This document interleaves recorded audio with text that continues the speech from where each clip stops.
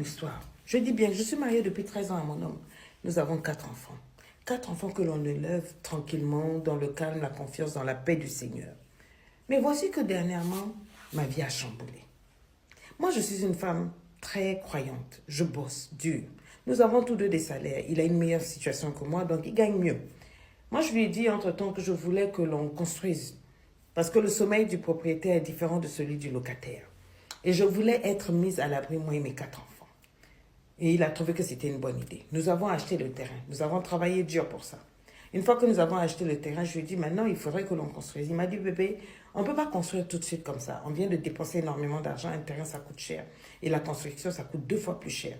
Donc, on va créer un compte où toi aussi, tu vas mettre de l'argent. Moi aussi. On va tous les deux cotiser. Et une fois qu'on aura eu assez d'argent, on pourra lancer. Parce que construire une maison, surtout la fondation, là, ça coûte bonbon. J'ai trouvé que son speech était correct. Donc, pendant 2 ans, je me suis investie. Vous savez comment on est les femmes. Tout ce qui arrivait, j'ai serré la ceinture. Je donnais le strict nécessaire aux enfants. Mais moi, toutes mes passions, les ongles, les spas, les voyages et tout, j'ai dit, no way, je ferme tout, je veux construire ma maison. Et c'est ce qui fut fait. Pendant 2 ans, j'ai investi dans ce compte-là. Je ne checkais même pas. Lui aussi, il mettait son argent. Et puis, au bout de 2 ans, je lui ai dit, bébé, c'est bon maintenant, on a le terrain.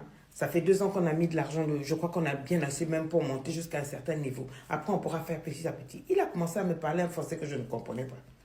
Il a commencé à me parler de, oui, on a eu des problèmes, donc j'ai eu à toucher l'argent, quoi. En tout cas, il m'a fait un speech qui montrait qu'il n'y avait plus d'argent. J'ai dit que, je sentais qu'il y avait quelque chose de fichu, des excuses à la con. Mais bon, je me suis dit, bon, on va laisser ça comme ça. Peut-être que ce sont des choses qui arrivent, comme c'est pas moi le chef du foyer. Peut-être qu'il y a eu des trucs qu'il a fait que moi, je n'ai pas géré. Donc, j'ai dit, bon, c'est pas grave, qu'est-ce qu'on fait? Il m'a dit, non, on va ajouter 2 ans de plus. Les 2 ans qui vont arriver de plus, on va serrer vraiment la ceinture. Et cette fois-ci, avec ce qu'on va mettre de côté, on pourra à ce moment-là construire la maison. Donc, bébé, ne t'inquiète pas. Il a su parler à mon esprit. So, I believed him. J'ai cru en lui. Et c'est ce qui fut fait. 2 ans, on était en train de construire. Et un soir, il est rentré. Il était tellement fatigué. Je suis sortie pour l'accueillir parce que je suis une très bonne épouse, pour l'embrasser. Et il était tellement fatigué qu'il avait très mal garé la voiture. Je lui ai dit, bébé, va te coucher, t'inquiète pas, je vais bien garer la voiture. Il est rentré, il a dit, il ne pouvait même pas marcher. Il était vraiment, vous sentiez qu'il était fatigué. Je me suis dit, waouh, le boulot d'aujourd'hui a dû être sérieux. Et je l'ai accompagné en chambre, il s'est lavé, il a mangé, il est tombé, mais comme une pierre. Il est rentré assez tard ce jour-là. Je me suis dit, bon, puisque le matin, moi je pars avant lui, la manière dont il a garé la voiture, c'est assez chiant. Je préfère bien ranger la voiture ce soir, comme ça demain, je saurai comment sortir tranquillement. Donc j'ai pris les clés de la voiture, je me suis rendue. Maintenant, après avoir bien rangé la voiture, j'ai fait mon travail de sniper. Je sais pas, j'avais une pensée que bon, il faut toujours bien arranger. Peut-être que, voilà, il peut avoir oublié quelque chose. Je me suis mise à fouiller un peu. J'ai fouillé la voiture. Je fouille la voiture et puis après un moment, ma main arrive au niveau de la boîte à gants. Quand j'ouvre la boîte à gants, il y a une grosse enveloppe kaki qui était là. Une voix me dit ouvre, une voix me dit non, you don't do that. Une autre voix me dit ouvre ça. J'ai fait ce que l'autre voix m'a dit, j'ai ouvert l'enveloppe. L'enveloppe, il y avait beaucoup de papiers bancaires avec nos comptes en banque. Le compte d'épargne, le compte courant et tout et tout. Tous nos comptes étaient là. Et il y avait un document d'achat de parcelles avec le nom d'une femme, les virements, les versements. Il y avait plus de documents. J'ai dit que, mon cœur a commencé des petites palpitations. J'ai dit, petite fille, calmos, calmos. J'ai pris l'enveloppe, j'ai dit ça, j'ai gardé. J'ai dit, demain matin, j'ai dit, si je suis intelligente, je ne vais pas demander au gars, je vais aller chercher. Comme j'ai mon petit frère qui travaille au niveau du ministère de l'Habitat, là où on achète les terrains, les patrimoines et tout. Je l'ai appelé, j'ai dit, j'ai des documents ici, il faut que tu m'aides. Il m'a dit, balance. J'ai envoyé. Et puis, même pas 30 minutes après, il m'appelle, il me dit, prends ta voiture et arrive ici. J'ai dit quoi? Il dit, oh, on ne parle pas par téléphone. Come over here. Je me suis soulevée, j'arrive. Il me dit, voilà, ton mari a acheté un terrain pour cette dame. Et il me sort le numéro de téléphone, l'email, l'adresse et tout. Il y a la photo d'identité de la dame. Il y a le titre foncier, il y a tout. Pour lui et la dame, j'ai dit, hein? What? Il dit, oui, il a acheté et tout. Et tous les papiers bancaires. Bon, nous, on n'a pas accès au niveau de la banque. Mais voilà, donc j'ai récupéré les papiers bancaires. Comme je m'entends bien avec notre banquière, puisque vous vous rappelez, on a des comptes en banque joints et tout. J'arrive chez la go. Je lui parle. Elle dit, non, mais vous avez la signature sur les comptes, sur le compte de votre mari et tout. Il n'y a pas de problème. Donc, elle regarde et dit, ah, mais là, votre mari était là. Il a même fait une demande de prêt. Mais en attendant, le compte joint que vous avez tous les deux, où vous mettiez de l'argent, comme vous avez dit, pour la construction, il a vidé ce compte-là. Et c'est avec cet argent-là qu'il a complété pour acheter le terrain à cette dame. Il dit, hein. Donc, pendant que moi, je me suis privée pour mes enfants, lui, il a pris ça pour aller acheter parcelle pour Chisa. Ah non, no problème. J'ai dit, ok, donc j'ai pris tout ce qu'il fallait. J'ai dit, moi, j'ai besoin d'un autre prêt.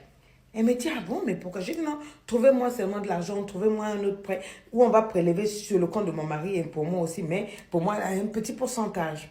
Elle a dit, d'accord, on va regarder ce dossier-là. Donc, on a monté le dossier. Entre-temps, j'arrive chez mon autre frère là-bas. J'ai dit, trouvez-moi toute l'adresse de la dame là. Facilement, il a trouvé ça. On a payé des petits indices là. On a récupéré l'adresse, la ruelle de la dame, le quartier et tout et tout.